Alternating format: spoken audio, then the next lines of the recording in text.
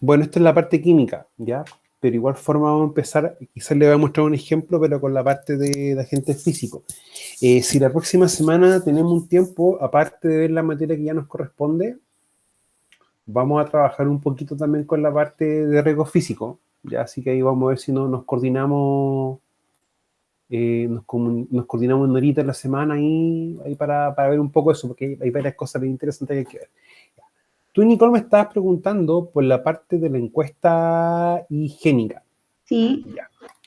Lo que pasa es que la encuesta higiénica, primero que todo, nosotros tenemos que ver a lo que estamos, en lo que estamos expuestos, lo que estamos trabajando. ¿Ya? Lo que pasa es que cuando uno va a hacer una evaluación, por lo general siempre se comete un error que llega y se hacen cosas, pero no se ven los antecedentes previos que hay en la empresa. ¿Ya?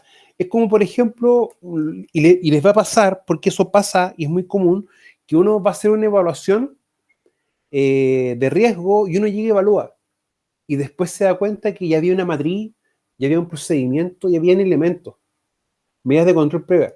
Porque una cosa es evaluar riesgos con medidas de control y una cosa es evaluar riesgos sin medidas de control. Incluso otra cosa distinta es evaluar los riesgos para ver también cómo van funcionando las medidas de control. Para mí eso es más fácil hacerlo desde el punto de vista de la higiene industrial, porque la higiene industrial tiene un tema bien específico.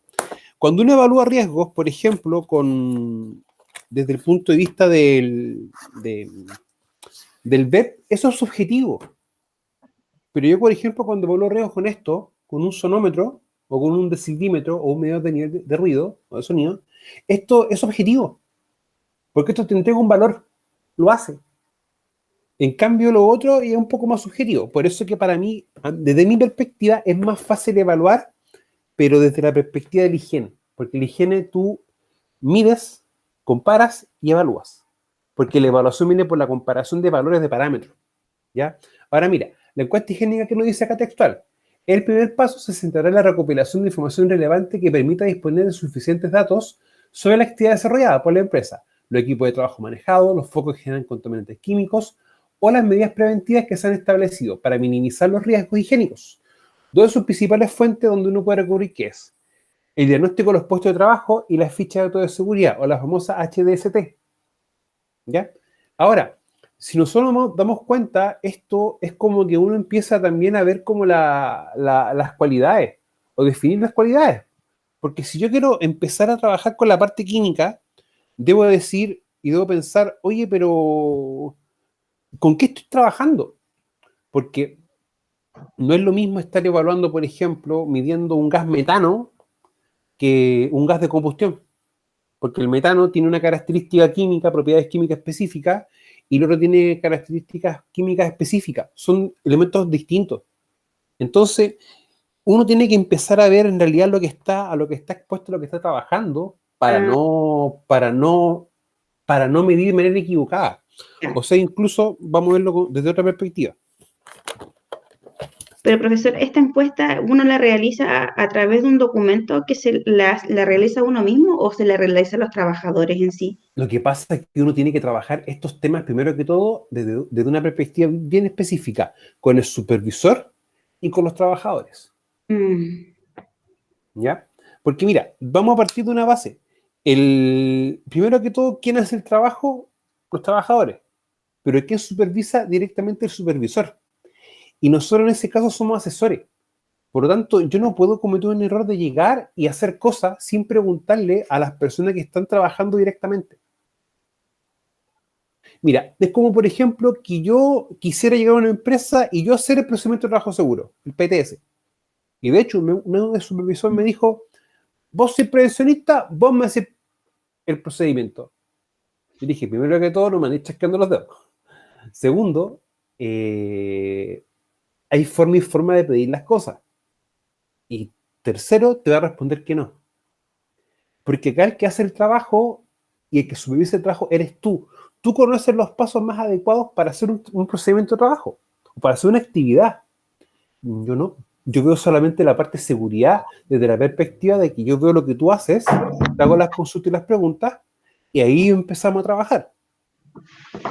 Ahora, la evaluación de riesgo hay que entenderlo. Mira, cuando hay higiene industrial, uno, donde va a evaluar, uno lo ve con el supervisor y con los trabajadores, porque hay que también responder a ciertos criterios.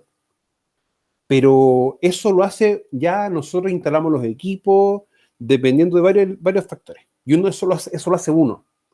Y después, cuando uno quiere aplicar las medidas de control, eso se hace ya con los trabajadores y con el supervisor. Porque hay medidas y medidas. O sea, si son medidas de ingeniería como modificar el puesto de trabajo y cosas así, uno tiene que también trabajarlo entre todos. Cuando una evaluación se hace por todos, es cuando estamos evaluando temas de seguridad. O cuando tenemos un BEP, la probabilidad por consecuencia. ¿Ya? Pero en el fondo nosotros tenemos que ir recopilando la mayor cantidad de información porque en la práctica nosotros tenemos que identificar previamente, ¿ya? Y esa identificación siempre desde el punto de vista de la higiene industrial y desde la seguridad no podemos ser tan soberbios de nosotros hacer eso solo, sino que tenemos que hacerlo con todos los que están participando haciendo el trabajo, ¿ya? Porque no, es la forma más lógica. Y de hecho, si yo, por ejemplo, me remito al estándar OSHA, el estándar OSHA establece incluso un procedimiento de participación y consulta. Y el de participación habla de que en la práctica todos los miembros de la organización deben participar en esto, en lo que es la evaluación de riesgo. ¿Ya? Ahora, desde el punto de vista de la higiene industrial, nosotros un poquito más adelante vamos a ver el concepto de evaluar. ¿Ya? Y el evaluar, vamos a compartir de nuevo una ventana. Ya. El evaluar, vamos a ser bien concretos. Yo puedo hacer una evaluación ambiental y puedo también hacer una evaluación en el trabajador. Cuando yo evalúo el ambiente de trabajo, cómo se comporta un riesgo higiénico, y luego hago una evaluación en el trabajador, veo cómo se está comportando ese riesgo en el trabajador, ¿ya? Pero también estoy empezando a ver si las medidas de control están funcionando. Las medidas de control tienen que ustedes entender siempre que va a tender a qué cosa. A que el riesgo sea lo menor posible. Eso tenemos que tener nosotros bien claro, que el riesgo baje. Por tanto, yo cuando evalúo en el ambiente y evalúo en el trabajador, ¿qué digo yo? Recién tengo una visión general para poder evaluar el riesgo. Ahora, la encuesta higiénica tiende a esto, a que nosotros tengamos la mayor cantidad de elementos y herramientas para poder identificar y determinar bien cuáles son los factores de riesgo, o en español, cuáles son las características del peligro, para que sea candidato de ser evaluado, porque si no vamos a estar perdiendo tiempo. Ya, y en este caso hay que ser bien concreto, perder tiempo en este tipo de evaluaciones, ¿en qué radica? Del uso de recursos. O sea, por ejemplo, el medidor de ruido, ya que en este caso el dosonómetro integrador vale 2 palos 8 y el calibrador vale 1.500.000. Es plata. Por lo tanto, ¿qué hacen? Muchas empresas lo arriendan. Y si tú identificaste mal las zonas y estás haciendo mal las mediciones, o estás midiendo menos tiempo del que deberías medir. Hay más cantidad de riesgo. O sea, mayor. O sea, identificar mal y evaluar mal implican riesgo, porque tú no estás teniendo una noción real de lo que está expuesto. Por eso que tenemos que centrarnos bien en esto, en cómo yo hago bien mi identificación, en el fondo mi caracterización.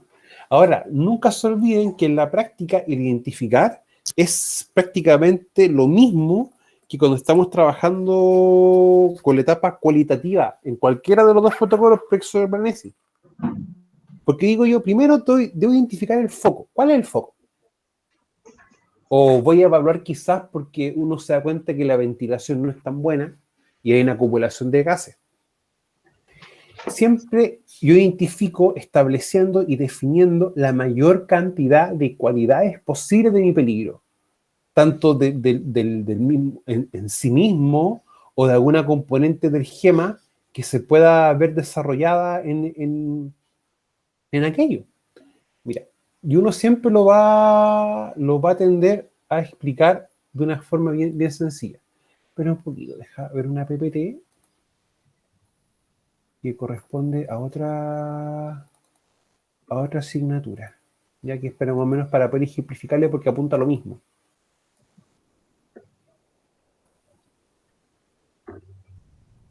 Ya. Es cuando uno empieza a ver este concepto, cuando uno retoma el concepto de gema. Yo cuando tengo una actividad, un proceso, por ejemplo, no sé, puedo hacer preparación de pintura. ¿Preparar pintura implica riesgo? Sí. Y implica un riesgo químico bien fuerte, implica un riesgo eléctrico, ya implica un riesgo también asociado a la exposición a ruido, entre otros elementos. Y yo para esa actividad o ese proceso en sí, debo definir todos estos componentes. Y ahí yo empiezo a ver, me pregunto, ¿ese trabajo con cuántas personas se realiza? ¿Cómo es el ambiente de trabajo? ¿Es una sala única? ¿O está al lado de otro lugar de proceso? O, por ejemplo, no tiene ventilación natural, tiene ventilación artificial. Y ahí uno empieza a determinar todas estas características, que en el fondo es lo que yo tengo que darme cuenta que me va a generar o va a ser un peligro en sí, o va a tener una característica que sea importante de poder considerar. Ahora, la gente, por ejemplo, ¿cuánto rato trabaja? 2 horas, 3 horas, la mitad de la jornada, el 80% de la jornada. Y así uno empieza a darse cuenta. Yo siempre lo veo de una perspectiva un poco más simple. Por ejemplo, tenemos una empresa que prepara áridos o que prepara cemento para poder vender. La mezcla hecha. Y en ese aspecto, ¿cuáles son los materiales? Arena, agua, ripio y cemento. Y cuando se van mezclando esos elementos, yo me doy cuenta que el material también me va a aportar un riesgo importante. Porque tengo, por ejemplo, ruido, porque eso es el motor, ese tambor metálico en las mismas piedras genera ruido, primero. Segundo, tengo arena, tengo sílice, exposición a sílice. Y El cemento, el mismo igual es cemento también tiene sílice. Y un polo más encima, hay gente neumocanógeno. Entonces, ahí yo me doy cuenta que cuando empiezo a analizar esas características, por esto tengo que evaluar. Ese ejercicio tan simple que uno hace, porque es algo simple. Si en el fondo es ponernos a pensar, oye, ¿y esto que hago, cómo se hace? ¿Cuánta gente participa? Y uno empieza a ordenarlo y estructurarlo así.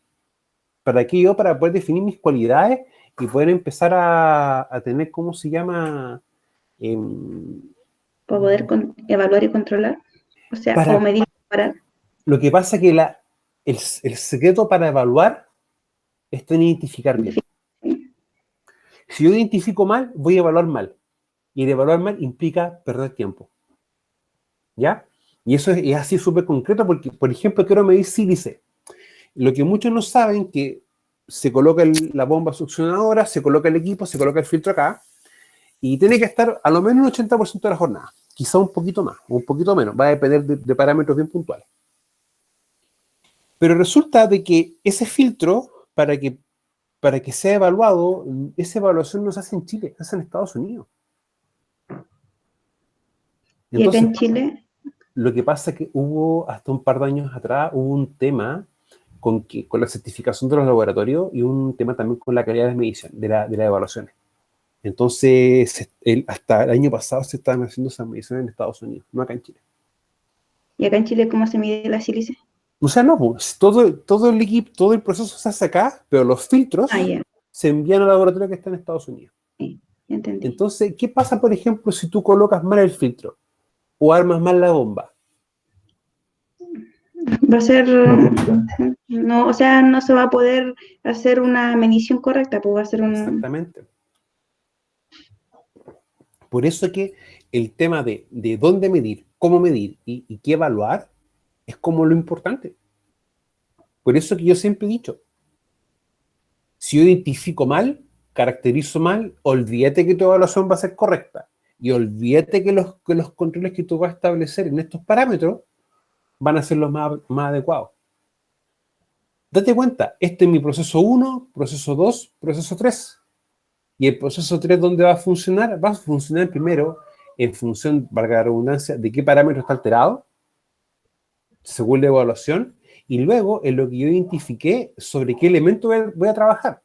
Porque, por ejemplo, ponte tú que estemos viendo el caso de ruido, o el caso de la generación de un vapor o un gas en un equipo, y el ambiente de trabajo. Y ponte tú que tenga que colocar, por ejemplo, un sistema de captación directamente en el equipo, y en el ambiente colocar inyección de aire.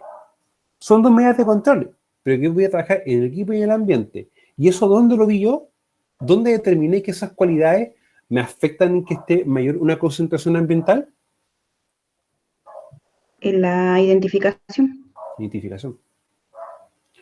Por eso si uno se da cuenta, primero, segundo, tercero, pero yo controlo en función de lo que evalué y yo voy a controlar en función de los factores que identifica acá, o las características o atributos.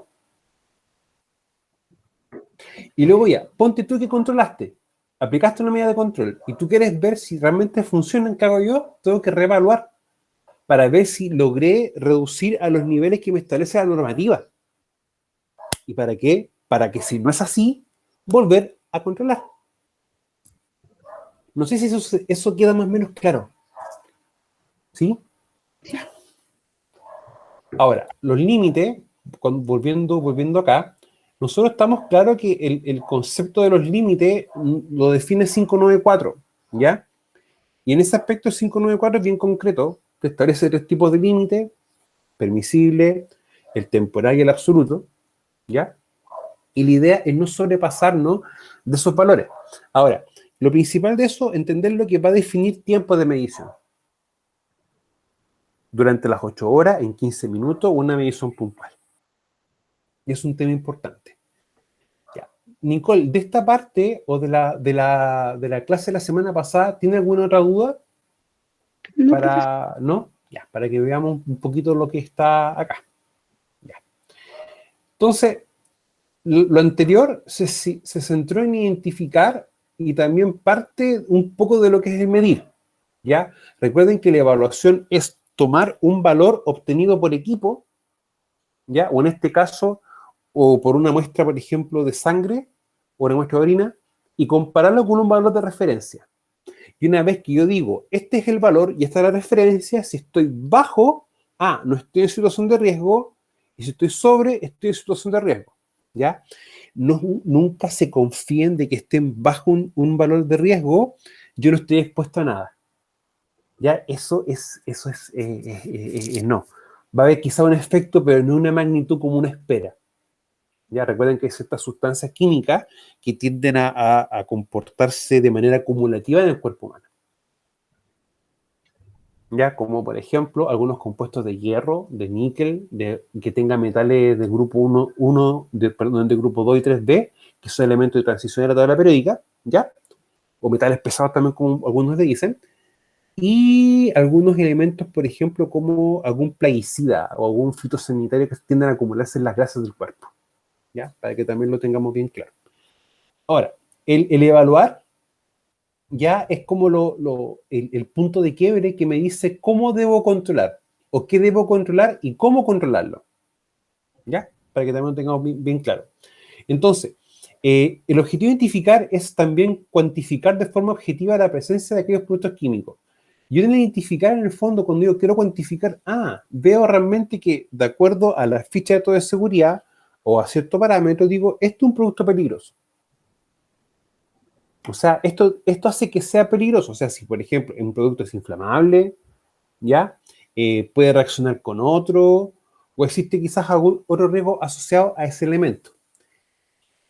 Entonces, no olvidarnos el estudio diagnóstico de los puestos de trabajo, que en el fondo es ver cuáles son las características de cada puesto de trabajo, ¿ya? Y que hace que sean candidatos importantes de ser evaluados, ¿ya?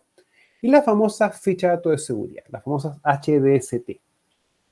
Ahora, el evaluar pretende evaluar objetivamente si el valor cuantitativo obtenido por la fase anterior representa un riesgo potencial para la salud de los trabajadores en el proceso de evaluación higiénica, ¿ya? Nunca se olviden, evaluación higiénica va a tener dos parámetros: evaluación ambiental y evaluación en el trabajador, ¿ya?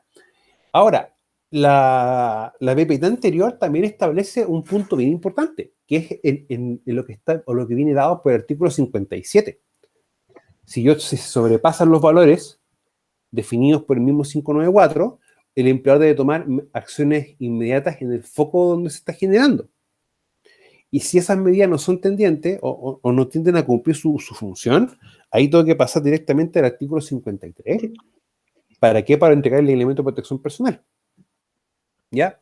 Y el EPP implica capacitación teórica y práctica. ¿Ya? Para que yo también bien claro. Ahora, lo otro importante es si una situación aceptable, si los valores se sitúan debajo del nivel de referencia o por el contrario, podemos estar en riesgo higiénico potencial, ya para los valores admitidos. Y acá tenemos que tener claro, si tenemos distintas sustancias peligrosas, vamos a tener distintos niveles o distintas cantidades máximas de lo que uno puede estar expuesto. Porque no todas las sustancias tienen los mismos límites, aunque algunas sustancias tienden a comportarse de maneras similares.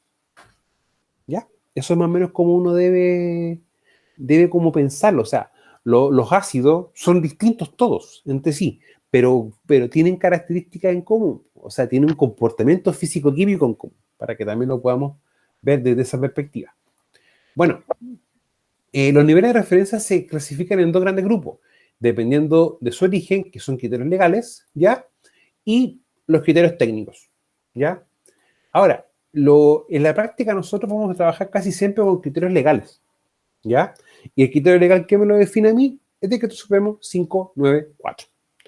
Y criterios técnicos es cuando nosotros tenemos que trabajar con alguna sustancia y no existe una definición legal para dicha sustancia, ¿ya? Recuerden que 594 quizás no va a contemplar el 100% de las sustancias peligrosas con que se están trabajando. Por lo tanto, ahí, ¿qué nosotros tenemos que hacer? Si no tenemos un valor referencial para ello, podemos utilizar algún valor que esté definido por alguna entidad internacional que sea reconocida por el Estado de Chile, ¿ya? Y eso puede pasar, por ejemplo, ¿ya? Ahí también tenemos que a veces poner un poco de ojo con aquello. Bueno, también por la naturaleza, por los criterios ambientales, ¿ya? Que son en el fondo características del lugar de trabajo, ¿ya? Como para ver lo que es contaminación del aire, y también criterios biológicos, que es cuando tenemos que tomar alguna medición directamente en el trabajador, ya sea un examen de orina o un examen de sangre. Ya, ¿y esto por qué nace? Porque en la práctica las sustancias químicas no es que ingresen al cuerpo y salen de inmediato, sino que la sustancia tiene que hacer un ingreso al cuerpo.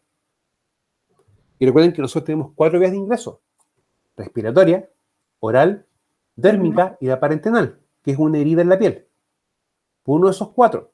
Bueno, con riesgo biológico también hay que tomar en cuenta esta sección del ojo, ¿ya? Donde está la mucosa del ojo, que también puede hacer ingreso por esa sección en el caso de los agentes biológicos, ¿ya? O sea, también en el fondo podemos tener como entre 4 y 5 vías, ¿ya? Pero formalmente son 4, las que yo les nombré, excepto la última. Entonces, la sustancia ingresa y en el cuerpo ya empieza a ser metabolizada. Empieza a sufrir distintos cambios. Y esa metabolización que implica la generación de un famoso metabolito. Que el metabolito es lo que es el producto del procesamiento de una sustancia química en el cuerpo. ¿Ya? Profesor, Dígame, Nicole. todos tienen diferentes metabolismos, ¿cierto? O sea, no todas las personas van a, eh, este agente al ingresar al cuerpo, le va a producir el mismo efecto. Sí. O sea, van a ver como efecto en común. O sea, a ver, por ejemplo, hay algo que se llama la famosa curva normal. Y la curva normal te va a explicar más o menos cómo el comportamiento de las poblaciones frente a algún tipo de agente o frente a algún elemento. Ahora, ¿por qué no van a hacer siempre el mismo efecto en todas las personas? Porque recuérdate que hay un concepto que es la famosa susceptibilidad. Ya hay personas que, por ejemplo, tú puedes estar barriendo y levantando mucha tierra, no les pasa absolutamente nada. Pero hay personas que se ponen un chaleco y el chaleco tiene un poco de tierra pelusa y ya está estornudando con inhaladores o haciendo una obstrucción pulmonar. ¿ya? Entonces, no toda la reacción del cuerpo o de las personas va a ser igual porque los organismos son distintos. Y también desde el punto de vista toxicológico, que eso es lo que tenemos que empezar ya como a ver un poco más en la última unidad, si mi memoria no falla, que es como el concepto de la LD50, a la dosis letal 50, ¿ya? Y es un concepto que lo vamos a ver un poco más, lo vamos a ver en toxicología, ¿ya? Porque ahí también vienen varios conceptos, ¿ya? En relación con eso. Y de hecho, como que nos hemos adelantado un poquito en ciertos parámetros, ¿ya? Pero es que lo que es toxicología tiene mucho que ver con los riesgos químicos, ¿ya? Yo siempre he dicho, y nunca me voy a aburrir de decir lo siguiente, la higiene industrial siempre se considera, y en algunos aspectos, el pariente pobre de la prevención de riesgo. Si ustedes se dan cuenta, para prevención de riesgo, lo que es seguridad industrial se hace siempre, o sea, plan de emergencia, control y todo eso. Que los procedimientos, y hay una serie de elementos y factores. Pero lo que es higiene industrial siempre se deja como un poquito de lado. Y, es tan simple como el hecho de que de cada 10 enfermos profesionales, 7 son sordos. O 7 contraen una sordera laboral, una hipoacusia en realidad. Normalmente se le dice sordos profesionales, ¿ya? Pero resulta que hace 30 años atrás, esta era la cantidad de accidentes y esta es la cantidad de enfermedades. Ha empezado a pasar el tiempo, a pasar el tiempo, a pasar el tiempo, y resulta que se está igualando la cantidad de enfermos versus la cantidad de accidentados. Y recordemos, y no nos olvidemos mucho, de que la diferencia principal entre un accidente y una enfermedad es el tiempo. El tiempo. Y más encima, el agente que pueda producir una enfermedad profesional, si es por ejemplo ruido, cosas así, uno lo ve siempre. Pero empieza a pasar el fenómeno que es la famosa especificidad, en cual la especificidad se refiere, por ejemplo, a algún estímulo que uno recibe. O sea, por ejemplo, yo tengo un reloj acá en mi muñeca y está tanto tiempo puesto en la muñeca que uno ya no lo siente. Y eso pasa con los anillos, con las pulseras, con los aros. Y con la percepción del riesgo se da algo similar. Y pasa mucho con los riesgos higiénicos. No, incluso dice, no, si no pases por ahí porque por ahí siempre hay ruido. Y ya se toma como que es normal que haya ruido, se normaliza. Y ahí eso ya empieza a producir una serie de eventos. O sea, de que se llegue a igualar la cantidad de accidentes versus enfermedades, ya es complejo, porque tenemos tiempos distintos. Claro, va desfasado. Y quizás si no se controlara lo que son los riesgos físicos, químicos, aumentaría la cantidad de enfermedades con los O sea, accidentes. para mí, que se estén igualando las cantidades es por la falta de control. ¿Ya? Es netamente eso. Y yo le insisto, porque para las empresas es a veces un poco engorroso hacer higiene industrial porque no la comprenden, no la entienden. O también necesitan bastante dinero porque los aparatos para medición igual son bastante caros. Pero, pero ¿sabes qué? Hay también un pero con eso. Recordemos que nosotros trabajamos bajo un sistema que genera un ente, las famosas mutualidades, ¿no es cierto? Y las mutualidades tienen que cumplir con algo o con un espíritu de la ley, que viene a ser asesorar a las empresas adherentes desde un punto de vista técnico.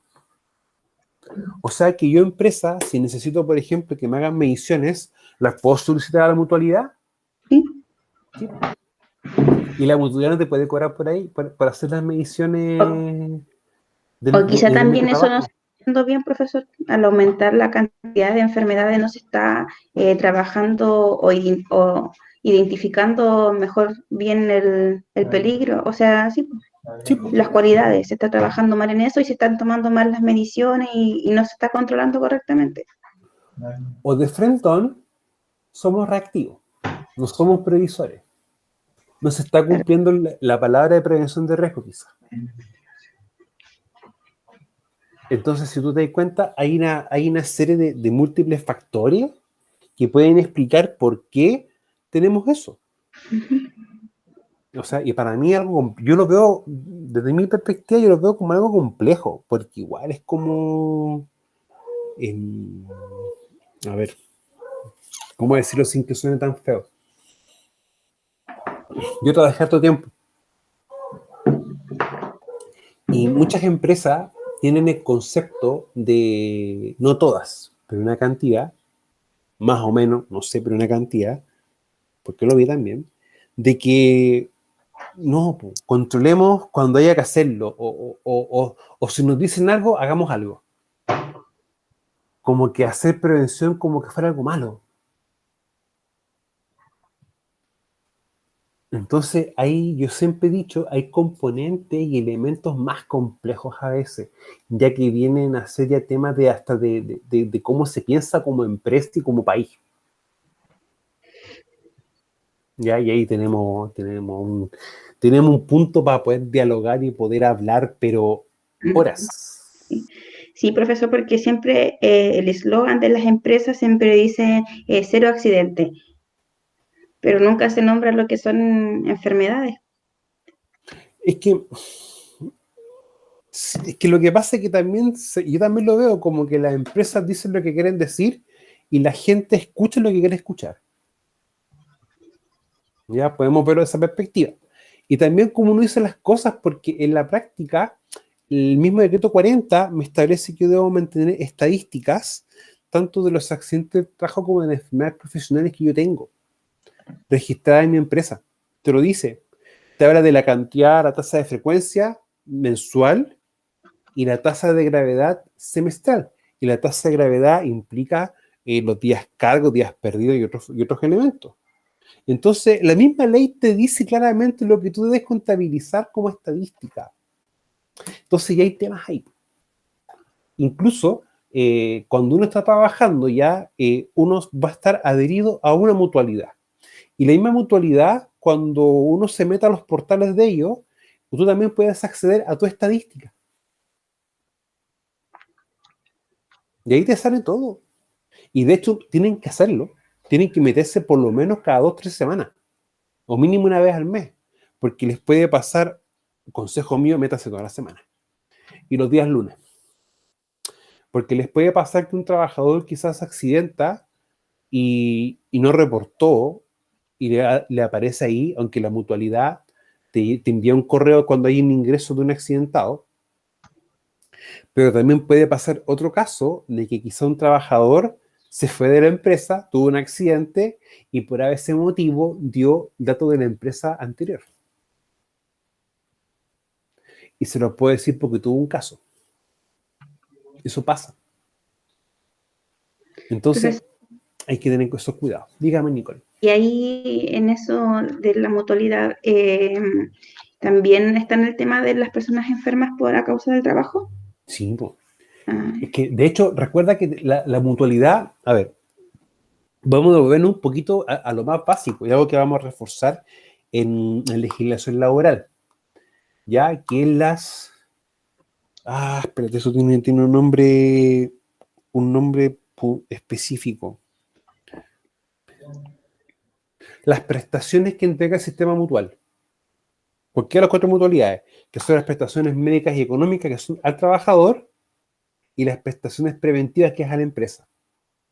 Entonces, cuando un trabajador sufre una enfermedad, o sea, mejor dicho, desarrolla una enfermedad profesional, o también en su efecto, em, ah, se accidenta o sufre un accidente de trabajo, capacidad, la misma ¿no? mutualidad lo ayuda a que él pueda recuperar el estado de salud más similar al que él tenía antes del accidente, ¿ya? Y mientras él no percibe su remuneración, la mutualidad le da prestación económica, le va pagando el sueldo, o un porcentaje importante del sueldo, nunca va a ser el 100%. Y eso es un tema. O sea, por eso digo, hay cosas que vamos a eso nosotros lo mismo en fundamento de prevención de riesgo, pero eso también tenemos que abordarlo de una manera más específica en legislación laboral.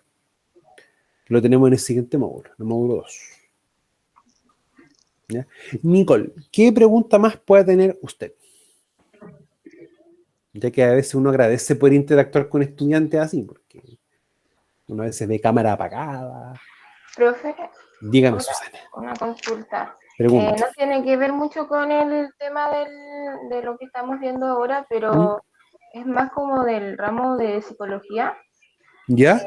Profe, ¿cómo lo hacen las empresas frente, por ejemplo, si un trabajador se suicida? Frente al suicidio.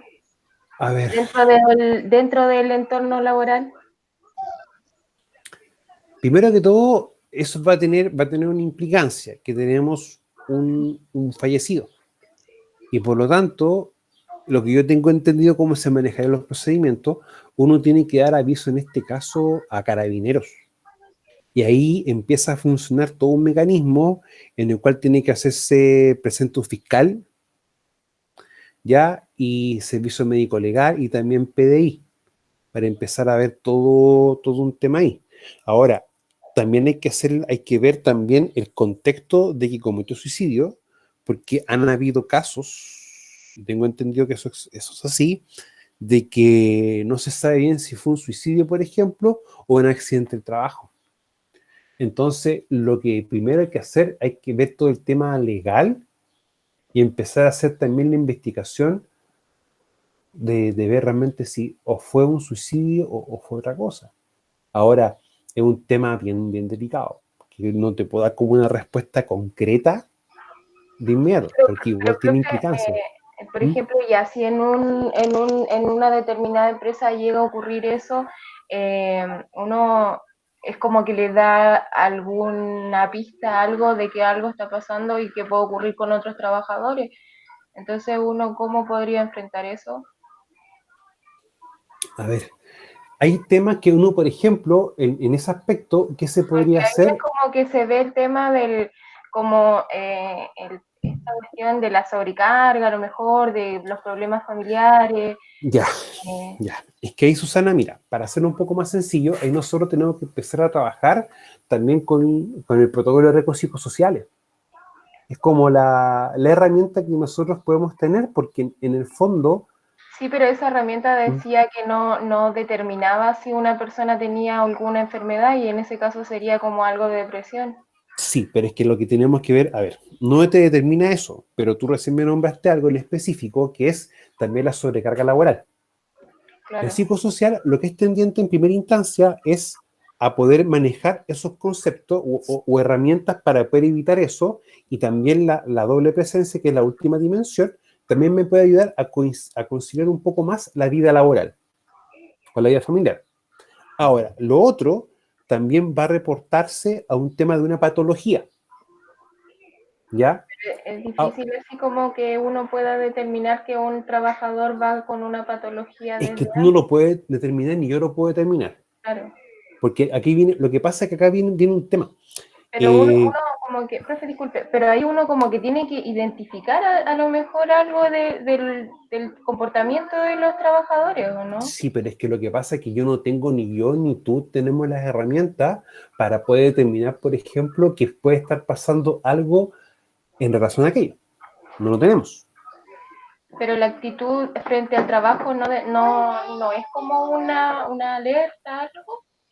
Lo que pasa es que uno puede tener, por ejemplo, un indicador, y si, o sea, actitud y cosas así, y ahí uno, por ejemplo, pudiese empezar a tomar directrices como empresa. Pero, por ejemplo, que yo sepa que si un trabajador, ¿cómo yo sé, por ejemplo, que un trabajador está con depresión o algo o algún relacionado con aquello? Netamente el trabajador debiese presentar un certificado médico o, en su efecto, si él tiene alguna licencia médica que entrega. Pero ni siquiera uno tampoco puede ver bien por qué es la licencia médica. Disculpe, profesor, que yo otro día estaba leyendo una columna donde la depresión es muy difícil de poder identificar a una persona. O sea, yo el día de hoy puedo estar acá sonriendo así y nadie lo va a notar, y el día de mañana puedo tomar la iniciativa de quitarme la vida, porque algo muy, o sea, es como muy difícil de saber en las personas qué realmente está pasando. Es que ahí tenemos temas. Mira, por ejemplo, incluso hay veces que hay ciertas enfermedades o patologías psicológicas que son realmente de origen laboral. Y eso se tramita y se genera como una enfermedad profesional, ¿ya? Hasta que saca una investigación y realmente se determine que es ya un tema de personal de la persona, no asociado al trabajo. No, ni Entonces ahí tenemos también cómo se nos pueden afectar los días cargos. Pero yo siempre lo he visto así, como que uno tiene que también como empresa generar las instancias para poder trabajar ciertos temas. O sea, el protocolo psicosocial va a tender a tener o a generar elementos para poder trabajar esto, pero no te va a dar herramientas concretas para, o para determinar patologías y elementos como eso, ¿ya? Que es lo que la gente piensa a veces cuando tú aplicas el psicosocial, ¿ya? Pero recuerda que no va a ser así, ¿ya? Mira, yo siempre he dicho, em, lo que uno podría hacer como empresa es contratar o hacer un coaching, ¿ya? O empezar a ver o asesorarse bien por la mutualidad de cómo poder abordar temática en específico. Porque hay como varios tipos de casos o de situaciones que si no se controlan bien, pueden llegar a eventos no deseados, en realidad. Profesor, usted la otra vez ¿Mm? comentaba de que muchas empresas ya estaban trabajando con lo que era apoyo psicológico para los Sí, trabajadores. sí, con la Sí, psicoprevención. sí. ¿Perdón, Susana? Con la psicoprevención. Sí, es que yo le hago la siguiente pregunta. Si un trabajador sabe que el no utilizar un respirador le puede provocar un daño, y él sabe eso, está consciente de eso, y aún así no lo quiere usar, yo puedo aplicar una serie de mecanismos que me lo define el mismo código del trabajo hasta que llega un punto en el que el trabajador es desvinculado. Pero ese es como el camino sencillo. Yo siempre he dicho, si tú piensas que la prevención de riesgo pasa por entregar un procedimiento, capacitar a las personas y no preocuparnos del ámbito psicológico, Es que al final es un conjunto de cosas la prevención, pues no es solo en temas de seguridad, en el ¿Mm? trabajo, del casco, del EPP y esas cosas, pues. Porque también si un trabajador, una persona llega, que tuvo problemas en su casa, obviamente en su trabajo no va a rendir, no va a estar concentrado, ahí puede provocar un accidente. Entonces, yo creo que también es importante el tema de lo psicológico y de alguna manera igual hay como que fomentarlo. No sé si en realidad estará en toda la empresa, pero me imagino que en la mayoría es como segundo plano. Es que el segundo plano en muchas empresas también pasa hasta por las cosas básicas en prevención de riesgo. Claro, porque nosotros lo vemos desde el otro punto. O sea, nosotros somos como los encargados de que no pasen cosas y al final hay algún operador que da lo mismo nomás. O sea, mientras produzca. La producción ante todo, la producción es primero, ¿ya? Y eso es fome, po. O sea, porque, a ver, es como, yo siempre lo llevo a un plano más sencillo. Muchas veces llamar la atención o llamar la atención para que se realice algo es a veces un poco complejo, un poco delicado llegar a hacer eso. Y como por ejemplo con los niños, cómo uno los motiva para que estudien por sí solos. O por ejemplo para que desarrollen un hábito. No estoy comparando a las empresas con un niño, ni diciendo que son niños, pero sí hay temas de conducta que si se replica en un ser, se replica en la empresa o la organización, porque en el fondo una organización, una empresa, es un conjunto de seres humanos que están trabajando.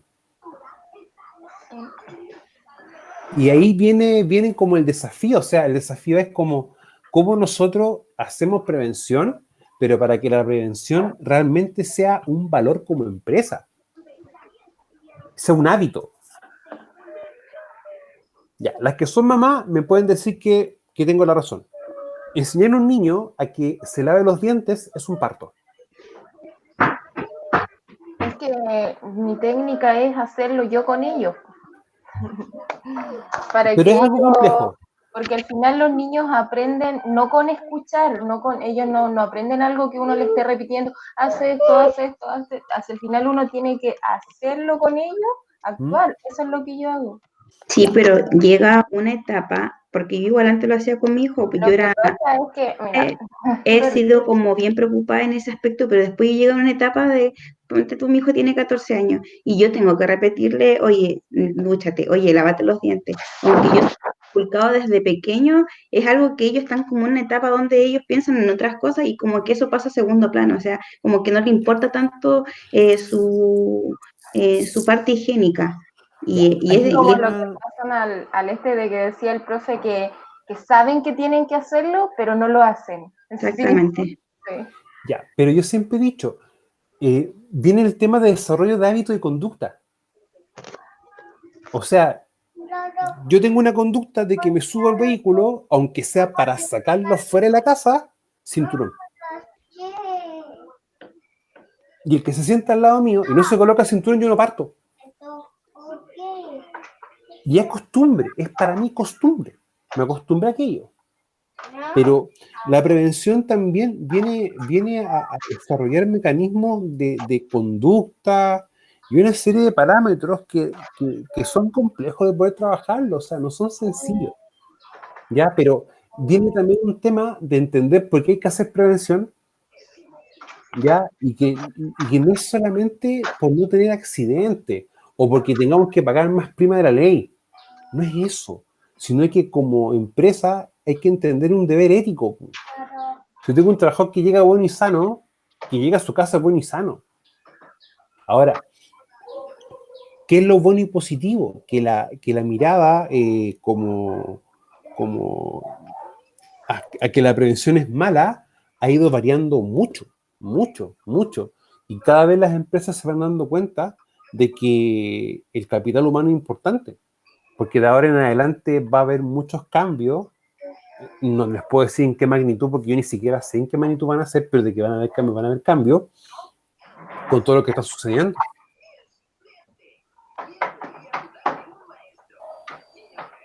Entonces van a haber cosas uno va a tener que ir viendo en la marcha cómo se van a dar, ¿ya? Pero yo siempre he dicho, uno tiene que tener distintas herramientas o distintas formas para poder hacer prevención o cómo llegar a los trabajadores. ¿Ya? O sea, siempre siendo empático con ellos, respetuoso con ellos, preocupándose por lo que hacen, ¿ya?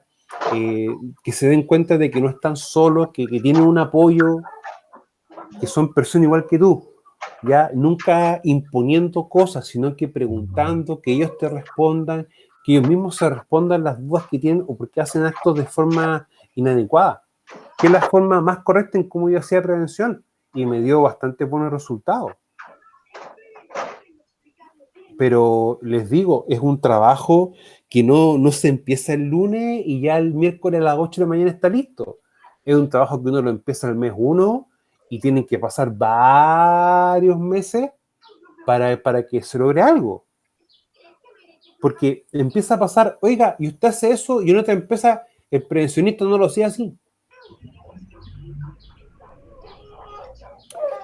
Nosotros tenemos claro que cuando uno quiere hacer prevención, lo primero que uno empieza también es a ver los incidentes que han ocurrido. Porque los incidentes empiezan a ocurrir de manera bien continua hasta que llegue un accidente.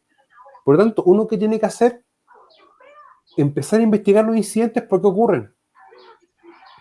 Y algo tan simple como reportar, ¿sabe, jefe? Casi hay malo un pasamano, no te lo reportan. Cosas tan sencillas como eso. Entonces, uno tiene que empezar a hacer como yo hacía campañas, reporta tu incidente. Y era tan simple como que en un papel, yo le colocaba un taco, que colocaran lo que sucedió, lugar y hecho, y hora, nada más que eso, ni siquiera nombre. Y el primer tiempo, primera semana, nada, la segunda semana ya un papelito, y ya cuando pasaron un par de meses, resulta de que ya no era un papelito, eran 2 papelitos con un corchete. Ya no estaba lo que pasó y la hora, sino que lo que pasó, la hora, el lugar y la persona que que comentaba eso. O, por ejemplo, los checklists ya no estaban solamente rellenados como corresponde, sino que los comentarios a veces los tachaban. Ahora no. El equipo presenta falla por esto, por esto, por esto. Y cuando empezamos a identificar los elementos primarios que me generaban algo, los actos y condiciones, tanto subestándar como inseguro, ya empezamos a atacar los focos directamente y ya empezamos a bajar la accidentabilidad. Porque empezamos a trabajar en las primeras estados de alerta. Pero eso fue un trabajo que no fue sencillo, que costó y costó y costó. Y fueron meses. Lo que pasa, profesor, yo creo que muchos trabajadores les da miedo informar eso. Sí. Ellos tienen el miedo, ese miedo que, no sé, que lo vayan a despedir o que el empleador piense que ellos por flojera no quieren hacer la pega, etcétera. Casos que igual pasaban donde trabajaba mi pareja, en Imopac. Había muchos casos así, de como que no lo dejaban que él informara alguna falla que tenía, sino que tenían que como arreglársela o como se le llamaba, una palabra que usted una vez dijo, como arreglar equipo entre ellos mismos así, pero no de la manera correcta. No me acuerdo cómo era una vez dijo una palabra, pero no me acuerdo. Supongamos que una manguera estaba mala y esa manguera tiene que tener unos cuantos metros para poder aspirar. Ellos venían y la cortaban y tenían más corta que podía provocar alguna consecuencia, algún accidente. Ya. Okay. Entonces, esa era la manera así como de solucionar las fallas que habían en ese momento para poder realizar el trabajo. Que en el fondo es arreglárselas con lo que uno tiene a mano nomás. Claro. ¿Ya? Y que yo te insisto, y se los digo así, el actor humano es veces que es complejo poder interpretarlo y poder entenderlo. ¿Ya? Y yo siempre he dicho, la prevención sola no sirve. La prevención tiene que ser mirada desde varias perspectivas. ¿Ya? De hecho, incluso estaba buscando un material y encontré un libro español que después se los voy a comentar. Más que un libro, es como un documento más en específico, no es tan extenso, que habla de la prevención de riesgo, pero mirar desde la perspectiva de género.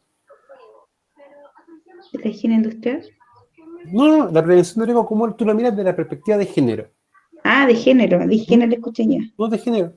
Ay. Voy a buscar el documento porque lo tengo guardado. No me acuerdo si en el teléfono o en el computador. Pero lo vi y me llamó bastante la atención. Porque usted no creo que usted maneje mucha esta información, pero la prevención de riesgo ha tenido una evolución desde que el accidente era culpa del trabajador, 100%, hasta que la prevención ya hay responsabilidad tanto del trabajador como del empleador. El empleador tiene responsabilidades civiles y penales, entre otros elementos. Entonces han habido evoluciones y han habido cambios, pero que se dan también por temas generacionales y una serie de ámbitos más. O sea, la prevención ha tenido evoluciones, pero bien positivas. Y ojalá que siga evolucionando de buena manera, porque para mí la prevención es algo muy bonito. Quizás no lo ejerzo, pero lo enseño. Entonces, ahí también ver temas. Chiquillos, si van teniendo más dudas de la PPT, me la hacen saber, ¿ya? Ya en estos días les voy a subir la evaluación de la unidad que ya está pasando, ¿ya? Para que también las tengan en su poder, la pueden desarrollar. Chiquillos, y no se olviden de que nos vemos el día jueves, ¿ya? Nos vemos el día jueves en la clase de emergencia. Y nos vemos los siguientes días, ya contigo, Nicolás, la próxima semana, con el grupo de Jesse el día jueves y con Susana el día viernes. Nos vemos en los respectivos de sesión de trabajo de proyecto de especialidad, ¿ya? Si van teniendo dudas de la materia o alguna cosa que necesitan aclarar, recuerden que está el día lunes de 11 a 1, que es mi horario de atención de estudiantes, ¿ya?